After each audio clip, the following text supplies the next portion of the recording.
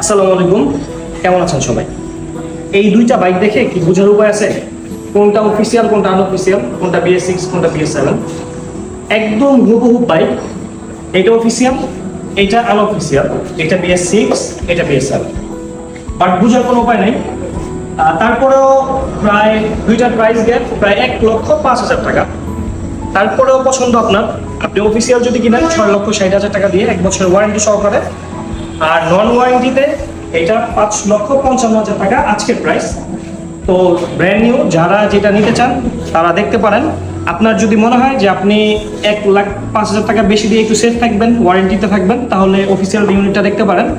আর যদি আপনার মনে হয় যে না, আমার সেফ থাকার প্রয়োজন নেই, আমি যেটা নষ্ট হয় আমি ঠিক করে নিব, তাহলে আপনি 1,05,000 টাকা কমে সিবি ইউনিটটা দেখতে পারেন। এবং ডেফিনেটলি এটা অনেক আপডেট, এটা BS6, এটা BS7। তো পছন্দ আপনার, আপনি কোনটা নেবেন আপনি সিদ্ধান্ত নেন।